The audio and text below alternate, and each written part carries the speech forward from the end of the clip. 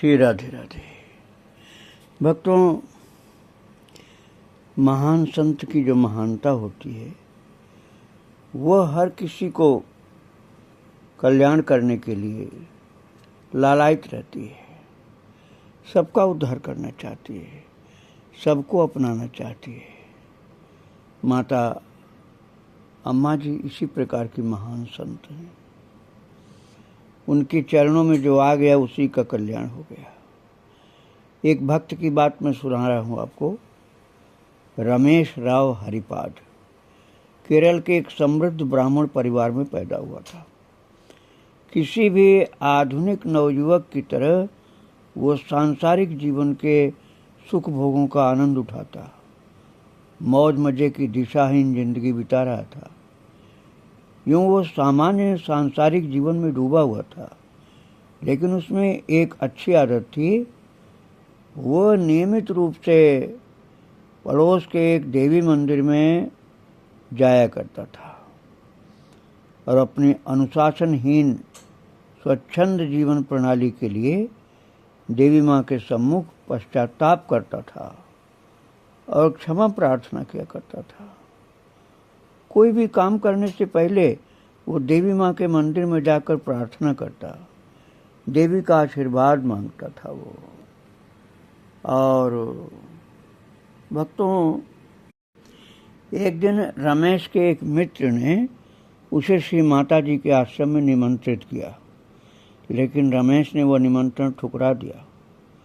बाद में जब उसने नौकरी के सिलसिले में विदेश जाने का निश्चय किया तो उसके मन में आश्रम में जाने की इच्छा हुई, क्योंकि वो अपना भविष्य जानना चाहता था और उसने सुन रखा था कि माता जी में अलौकिक शक्ति है और वे किसी व्यक्ति के भविष्य की पूर्व सूचना दे सकते हैं।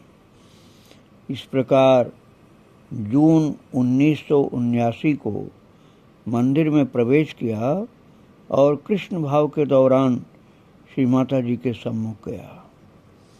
इससे पहले कि वो कुछ बोले लेकिन माता जी ने सीधे पहले ही उससे बोल दिया। माता जी ने कहा, बेटा तुम समुद्र पार जाना चाहते हो? अगर तुम चाहो तो माँ वैसा संभव करेगी, चिंता मत करो। पहली भेंट में रमेश श्री माता जी की अलौकिक शक्ति से प्रभावित हो गया और उनके प्रति अलौकिक स्नेह भावना के बंधन को महसूस करने लगा। घर लौटने के बाद वो पिता से विरासत में पाए अपने कपड़ा व्यवसाय पर ध्यान केंद्रित नहीं कर सका, क्योंकि जब उसका पूरा ध्यान श्री माता जी पर केंद्रित हो गया। तो कभी कभी तो माता के दर्शन की ऐसी उत्कट अभिलाषा उसमें जग उठती कि वो अपनी दुकान बंद करके आश्रम की ओर चल पड़ता। एक दिन श्री माता जी से विदा लेकर वो अपने घर लौट रहा था कि माता जी ने कहा, बेटा कहाँ जाना है? तुम्हें तो यहीं रहना है। एक रात रमेश ने एक सपना देखा। विश्व का अंतिम प्रलय काल आ चुका था और चारों ओर अग्निपुंजों की वर्षा हो रही थी। सागर की लहरें उठ उठकर आसमान को छू रही थीं और आशंका हो रही थी कि संपूर्ण पृथ्वी जलमग्न हो जाएगी। पूरा जोर लगाकर रमेश पुकार उठा, अम्मा!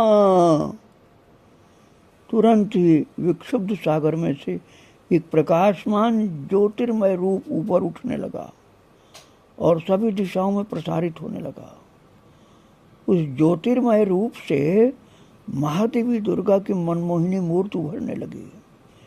देवी ने लाल वर्णी रेशमी साड़ी पहन रखी थी और वो भयावह सिंह पर आरूढ़ थी। अपनी अष्टभुजाओं में से प्रत्येक में उसने एक एक दिव्य अस्त्र धारण कर रखे थे। माता ने रमेश ये देख करके विमुग्ध हो गया कि देवी का करुणामय मुखमंडल तो एकदम श्री माता जी के समान था। देवी ने रमेश को धैर्य बढ़ाते हुए कहा, डर क्यों रहे हो? मैं जो तुम्हारे साथ हूँ। तुम तो मेरे बेटे हो, चिंता न करो। उसके बाद से रमेश ने अनेक बार अपने स्वप्न में श्री माता जी की छवि के दर्शन किए।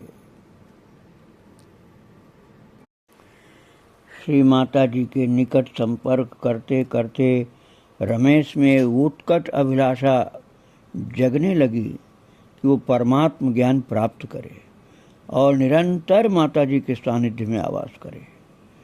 एक दिन जब वो माता जी के सानिध्य में बैठा था तो अचानक उसे एक अनुभव हुआ जिसने उसकी आकांक्षा की ज्वाला को और तीव्र कर दिया। शाम के 4 बजे थे और रमेश हमेशा की तरह माता जी के दर्शन के लिए आया। माता जी तब मंदिर में बैठी हुई थी। रमेश ने मंदिर में प्रवेश किया, माँ के सामने साष्टांग प्रणाम किया और फिर उनके निकट बैठ गया। वो बैठा बैठा माँ के तेजस्वी मुखमंडल को निहारे जा रहा था कि अचानक मंदिर का संपूर्ण वातावरण ही परिवर्तित हो गया। भक्तों, विविध रूपी सृष्टि उसकी दृष्टि से विलुप्त हो गई और केवल माँ ही दृश्यमान रह गई। उसे पुनर्ज्ञान हुआ कि वे ही उसकी माँ हैं और वो उनका 2 साल छोटा बच्चा है। दिव्य प्रेम से मदमत्त होकर रमेश पूरे संसार को भूल गया। श्री माता जी ने बड़ी ममता से उसका सिर अपनी गोद में रख लिया। माँ ने यह जान लिया कि अब राव अपने आंतरिक परमानंद में निमग्न हो चुका है, तो उन्होंने बड़ी कोमलता से उसका सिर अपनी गोद से उठाया और कुछ भक्तों से कहा कि वे रमेश को मंदिर की धरती पर सुला दें। रात 9 बजे माँ फिर से मंदिर में आई तो उन्होंने उसे उसी स्थिति में सोया हुआ पाया। माँ ने पुकारा, बेटा, और तब कहीं वो सामान्य चेतन की अवस्था में अर्थात चेतनावस्था में लौटा। इस घटना के बाद तो रमेश के जीवन में एक क्रांतिकारी परिवर्तन आ गया। माँ के दर्शन करने की उसकी लालसा उत्कट होती चली गई। सांसारिक वस्तुओं से उसका ध्यान ही हटने लग गया। उसने अपनी दुकान में जाना बंद कर दिया। माता जी के यहाँ उसका आना जाना बढ़ गया। वो माता जी के आवास पर दिन सप्ताह बिताने लग गया। रमेश में हुए इस आकस्मिक परिवर्तन ने उसके परिवार में तहलका मचा दिया।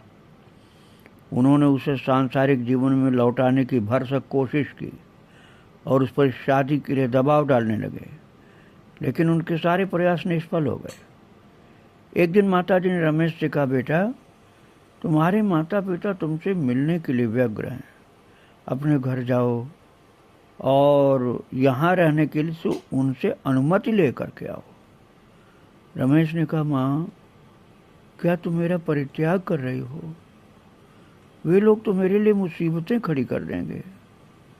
माँ ने उत्तर दिया, वही व्यक्ति साहसी होता है जो हर प्रकार की ऐसी कठिनाइयों पर विजय प्राप्त कर लेता है। बेटा, माता जी के आश्रम के दूसरे एक निवासी के साथ राव को उसके घर माता जी ने भेज दिया। परिवार के सदस्यों ने जो जबरदस्ती से राव को अपने कब्जे में बड़ी मुश्किल से रखा। उनका विचार था कि श्री माता जी ने जादू टोना का इस्तेमाल करके उनके लड़के पर अपना दुष्प्रभाव जमा लिया है। अपने लड़के को लौकिक जीवन में वापस लौटा लेने के लिए उन्होंने विशेष धार्मिक विधि विधान शुरू किए। उसके माता पिता ने उस पर दबाव डाला कि वो एक विशेष घी का भक्षण करे। एक पुरोहित ने मंत्र से अभिषिक्त करके वो घी बनाया था ताकि वो आश्रम का त्याग कर दे और सामान्य लौकिक जीवन यापन करने में लग जाए। रमेश ने घी भक्षण के बारे में श्री माता जी से सलाह मांगी। माँ ने कहा, बेटा, तुम उसे खा लो। यदि उससे कुछ बुरा होता तो हो जाने दो। तुम अपनी आध्यात्मिक प्रवृत्ति की वजह से यहाँ आए हो। अगर वो घी खा भी लिया तो कोई बात नहीं है, ऐसे व्यक्ति पर उसका कोई प्रभाव नहीं पड़ेगा। तुम मेरे चरणों के आश्रित हो ना, अब घी के लिए क्यों चिंता करते हो, क्यों परेशान होते हो? उनके आदेशों का पालन करके रमेश ने घी खा लिया, लेकिन उस पर कोई परिणाम नहीं हुआ, कुछ भी असर नहीं पड़ा। आध्यात्मिक जीवन के प्रति उसकी पिपासा कम नहीं हुई। अब परिवार वालों ने अपने हथकंडे बदल लिए, उन्होंने अब दूसरे हथकंडे अपनाए। अब वे ज्यादा कठोर और निर्मम होने लग गए। उनकी ये धारणा थी कि चूंकि रमेश को विदेश में नौकरी नहीं मिल सकी, तो उस निराशा की वजह से मानसिक रूप से विकृत हो गया, और उसी ने उसके जीवन में आकस्मिक परिवर्तन ला दिया है। रमेश के मित्र भी उसकी नई जीवन प्रणाली से असंतुष्ट थे, तो उनकी सहायता से उसके परिवार वाले उसका इलाज करवाने के लिए उसे जबरदस्ती एक मनोचिकित्सक के यहाँ ले गए। रमेश ने डॉक्टर से कहा, मैं पागल नहीं हूँ, मैं अपने गुरु की आज्ञा का ही ठीक ठीक पालन कर रहा हूँ। तुम लोग रोगी हो क्योंकि इस दुनिया के लिए पागल हो रहे हो। तुम खुद पागल हो, इसलिए दूसरों पर भी अपना पागलपन थोपने की कोशिश कर रहे हो। संबंधियों के जोर देने की वजह से डॉक्टर ने 10 दिन तक रमेश का इलाज किया। रिश्तेदार चाहते थे कि किसी न किसी प्रकार से रमेश में सांसारिक जीवन के प्रति लालसा पैदा हो जाए, इसलिए मानसिक इलाज समाप्त होते ही उन्होंने निश्चय किया कि उसे भिलाई भेज दिया जाए, और जहां उनके अन्य रिश्तेदार रहते थे, क्योंकि उनका विचार था कि वातावरण में परिवर्तन होने से वह अपने पुराने ढंग की जीवन प्रणाली पर लौट आएगा। इसके साथ ही साथ उन्होंने रमेश के लिए एक योग्य दुल्हन की खोज शुरू कर दी। रमेश मानसिक अंतर्द्वंद में पड़ गया था और उसके माताजी को पत्र लिख करके कहा उसने, माँ, अब तक मैंने इन लोगों द्वारा दिखाए जाते छोटे छोटे प्रलोभनों के सामने हार नहीं मानी है, लेकिन माँ, मेरी रक्षा अब नहीं करोगी तो गड़बड़ हो जाएगा। अगर अब भी माँ मेरी रक्षा नहीं करती तो मैं स्वर्ग में पहुंचकर माँ से एकाकार हो जाऊंगा, मैं आत्महत्या कर लूंगा माँ, इसलिए मेरा ध्यान दो आप। भिलाई में 1 महीना रहने के बाद राव को उसके घर वापस ले आया गया। उसके परिवार वालों को अब यह भरोसा हो गया था कि अब उसने आध्यात्मिक और वैराग्यमय विचारों का परित्याग कर दिया है। उन्होंने उसे प्रेरणा दी कि वो फिर से अपने कपड़े का व्यापार शुरू कर दे। एक दिन किसी को बताए बिना रमेश माता जी से मिलने गया और उनसे बोला, माँ, यदि तुम मुझे छोड़ दोगी तो मैं मर जाऊंगा। और माँ के जवाब की प्रतीक्षा किए बिना ही वो फिर से आश्रम में रहने लग गया। 3 दिन के उसके आवास की छोटी सी अवधि के बीच माताजी ने उसे अनेक बार चेतावनी दी कि उसके सगे संबंधी बार बार उसकी राह में विघ्न बाधा डालते रहेंगे। श्री माताजी ने उसे यहाँ तक सलाह दी कि वह अपने घर लौट जाए और वैराग्य का जीवन बिताने की उनकी अनुमति मिलने के बाद ही आश्रम में आए। लेकिन राव ने उनकी बात नहीं मानी और वो यही कहता रहा कि यदि मैं घर वापस लौट गया तो वे मुझे साधना का जीवन बिताने नहीं देंगे। और इस बीच राव के पिता ने श्री माता जी के खिलाफ पुलिस में एक याचिका दर्ज की। उनका दावा था कि उनका बेटा अपनी इच्छा के विरुद्ध जबरदस्ती श्री माता जी के द्वारा आश्रम में रखा गया है और पुलिस को हस्तक्षेप कर उन्हें उसका बेटा वापस दिलाना चाहिए। और भक्तों, तीसरे दिन राव के पिता और कुछ सगे संबंधी एक गाड़ी भर पुलिस के साथ आश्रम में आए। राव ने बड़े साहस के साथ पुलिस अफसर से कहा, मैं बालिग हूँ और मानसिक रूप से परिपक्व हूँ, सो मैं अपना जीवन मार्ग स्वेच्छा से चुन सकता हूँ और मुझे कहाँ रहना है इसका स्वयं ही निर्णय ले सकता हूँ। उन्होंने उसकी बात पर कोई ध्यान नहीं दिया और उसके सगे संबंधियों ने निर्णय लिया कि पुलिस की सहायता से उसे वहाँ से निकाल ले जाएंगे और त्रिवेंद्रम के एक मानसिक रोग चिकित्सालय में भर्ती कराएंगे। वे उसे अपने साथ ले गए। रास्ते में भोजन करने के लिए वे सब कोयलोन में उतरे और राव ने खाने से मना कर दिया और वो गाड़ी में बैठा रहा। अचानक उसने अपने मानस में उठती एक आवाज को सुना, यदि अभी तुम छूट निकलोगे तो तुम्हारी रक्षा हो सकेगी, अन्यथा तुम्हारा सर्वनाश हो जाएगा। बस अगले क्षण एक ऑटो रिक्शा वहां आई और ठीक राव के सामने आकर खड़ी हुई और एक क्षण भी बिना रुके रमेश कूद कर उसमें बैठ गया। उसने ड्राइवर को गंतव्य स्थान बताया और उसे तेज चलाने को कहा। उस समय आश्रम का एक निवासी अपनी दर्शन शास्त्र में एमए की परीक्षा की तैयारियों के लिए कोयलोन में निवास कर रहा था। राव ने उसे सारी घटना कह सुनाई। उसी रात कुछ भक्तों की मदद से राव ने केरल छोड़ दिया और वो बंबई में चिन्मय मिशन में रहने के लिए रवाना हो गया। जब सगे संबंधियों को पता चला कि वो बंबई में है तो उन्होंने फिर से उसे तंग करने की कोशिश की। अपने प्राणों की रक्षा के लिए राव हिमालय की ओर चला गया। रेल किराए और खाने के लिए भी उसके पास पर्याप्त पैसा नहीं था और न ही वहाँ की बर्फीली ठंड से बचने के लिए कोई गर्म कपड़ा था। जैसे तैसे वो हिमालय पहुँच गया और फिर यहाँ वहाँ भ्रमण करता भटकता रहा। उसके कपड़े जीर्ण शीर्ण हो गए। वो गोरा सुंदर युवक भटकते सन्यासी सा हो गया। वहाँ जहाँ तहाँ भिक्षा मांगता और फिर किसी वृक्ष के नीचे या गुफा में बैठकर ध्यान करता। आखिरकार एक दिन उसके दिए एक पते पर श्री माता जी का पत्र मिला। बेटा तुम आ जाओ, अब कोई समस्या नहीं रह गई है। राव श्री माता जी के आश्रम में लौट आया। उन्होंने उसे उसके माता पिता से मिलने भेजा, जो अब तक बहुत बड़ा सबक सीख चुके थे। अब उसके हठी स्वभाव में बहुत बड़ा परिवर्तन दिखने लग गया था।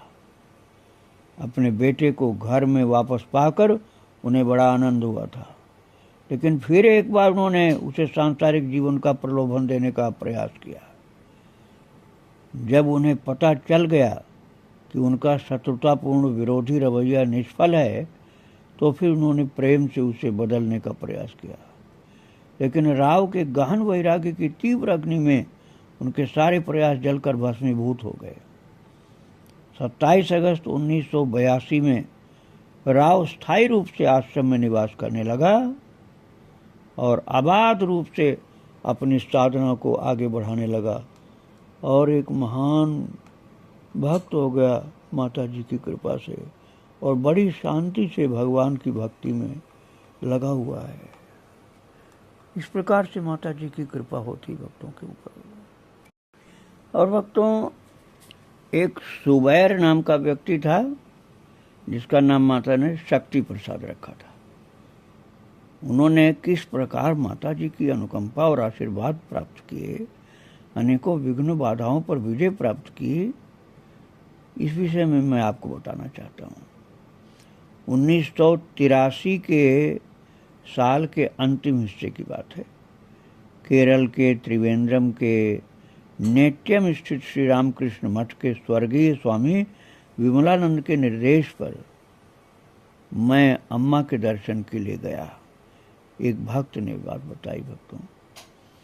वो कहते हैं कि अम्मा से भेंट होने के बाद पहले वर्ष में उन्होंने मुझे ऐसे अनेक अवसर दिए जिससे मेरी ये धारणा पुष्ट हुई कि वे एक सद्गुरु हैं। उन्होंने अनेक आध्यात्मिक अनुभव प्रदान किए, जिससे स्नेह और समर्पण के गहरे संबंध बनते गए। इस प्रकार एक दिन वो भक्त कहते हैं कि मैंने उनसे निवेदन किया कि उनके उपदेशों को प्राप्त करने के लिए मैं उनके आश्रमवासी का स्वरूप प्राप्त कर लूँ, अर्थात मैं उनका आश्रमवासी बन जाऊँ। तो इसका मतलब ये होता है कि कहते हैं कि मुझे त्रिवेंद्रम की अपनी नौकरी से इस्तीफा देना पड़ता। तो वो उनका कहना है कि मैं कंट्रोल के एक अंग इलेक्ट्रॉनिक रिसर्च एवं डेवलपमेंट सेंटर में प्रोजेक्ट इंजीनियर था। माताजी ने मेरे आवेदन को स्वीकार तो किया, लेकिन साथ ही ये चेतावनी भी दी कि मेरे सगे संबंधियों की ओर से कड़ा प्रतिरोध किया जाएगा, क्योंकि हम जन्म से, वो व्यक्ति का कहना है कि मैं मुसलमान था। तो सुबैर नाम बचपन में था, लेकिन माता ने तो शक्ति प्रसाद नाम बाद में रख दिया। माता के यहाँ कोई जाति और मजहब का भेद नहीं था भक्तों, अब भी वो सबको बराबर मानती हैं। 4 मई 1986 को वो बताते हैं कि मैं आश्रम में भर्ती हुआ और उसके बाद अनेक बाधाएं, मुसीबतें खड़ी होती गईं, जिन्हें मैं केवल माता जी की कृपा और निर्देश की वजह से जीत पाया। 11 मई को मेरे पिता और उनके रिश्तेदार आश्रम में आए और उन्होंने जोर दिया कि मैं उनके साथ घर चलूं, क्योंकि मेरी माँ गंभीर रूप से बीमार है। तो वो कहते हैं कि मुझे मजबूरन आश्रम छोड़कर उनके साथ जाना पड़ा। मेरे पिता और दूसरे लोगों की ये गंभीर मान्यता थी कि मैं मानसिक रूप से ग्रस्त हो गया हूँ, रोगग्रस्त, और मानसिक इलाज करने पर भी कहाँ कुछ फायदा होना था। बात यह भक्तों कि उनको मानसिक रोग तो था ही नहीं, तो कहाँ उसमें परिवर्तन कुछ होता। लेकिन घर के लोग समझ रहे थे कि वो ठीक हो जाएंगे, अभी बीमार हैं। तो वो कहते हैं कि मेरे पास इसके अलावा और कोई रास्ता नहीं रह गया कि मैं उनके साथ अनेक चिकित्सा विशेषज्ञों के यहाँ जाता रहूं। लेकिन दुर्भाग्य की बात ये थी कि उन्हें प्राचीन पारंपरिक आश्रम जीवन के माध्यम से अंतरात्मा के अध्ययन और अनुसंधान में निहित आनंद और भव्यता के बारे में कुछ भी नहीं पता था। वे भला मेरी मानसिक स्थिति को कैसे पहचानते। और वो अपनी बात बताते हैं कि 16 तारीख की रात को मैं उन लोगों की कैद से छूट भागा और त्रिवेंद्रम के एक आश्रम में मैंने 2 सप्ताह बिताए। वहाँ के लोगों के मन में माता जी के प्रति अथाह स्नेह और श्रद्धा थी। उसके बाद मेरे माता पिता अम्मा से मिलने आए। उन्होंने आश्वासन दिया कि अब वे मुझे परेशान नहीं करेंगे। मैं वल्ली काबू लौट आया, लेकिन माता जी ने मुझसे कहा कि उन्हें मेरे माता पिता के आश्वासन पर विश्वास नहीं है। और भक्तों, इस्लामी धार्मिक नियमों के अनुसार इस्लाम में ऐसा है कि इस्लाम से धर्मांतर कर अन्य धर्म में जाने वाले व्यक्ति के लिए मृत्यु दंड निहित है। और भक्तों, ये नासमझी का जो विधान है उनका, वो उसके ऊपर लागू करना चाहते थे। अब वो तो भगवान का भक्त हो गया था, अम्मा के शरण में आ गया था। वो कहते हैं 5 जून 85 को पिताजी हमारे आश्रम में आए और वे चाहते थे कि मैं उनके साथ चलूं, क्योंकि माँ को अस्पताल में भर्ती किया गया है। तो वो बोलते हैं कि मैंने माता जी से चर्चा की तो उन्होंने कहा वे लोग तुम्हें मानसिक चिकित्सा दिलाने के लिए बहुत दूर ले जाना चाहते हैं, उसी के लिए सारी योजना बनाई गई है। लेकिन मेरे पिताजी ने खाली हाथ लौटने से इनकार कर दिया। तो मैंने माता जी से प्रार्थना की कि मुझे तो उन्होंने धीरे से कान में कहा तुम निरापद रहोगे, मैं तुम्हारे साथ हूँ। माता जी ने कहा तुम चिंता नहीं करो, तुम कहीं भी होगे मैं तुम्हारे साथ हूँ। तो जब इस प्रकार से माता से आश्वासन मिल गया अम्मा जी से, तो घबराया नहीं। वो विश्वास कर लिया कि माता मुझे संभालेंगी, ये लोग मेरा कुछ नहीं बिगाड़ पाएंगे। घर के लोग तो परेशान करने आए थे, वो लोग इंतजाम में लग गए लेकिन भक्त को माता के ऊपर विश्वास था कि मेरी गुरु मेरी रक्षा करेंगी, इसलिए वो निश्चिंत हो गए। और उसके बाद जो घटना घटती भक्तों, वो मैं आपको कल सुनाऊंगा। आज माता को प्रणाम करके यहीं विराम दे रहा हूँ। श्री राधे राधे, जय श्री राधे।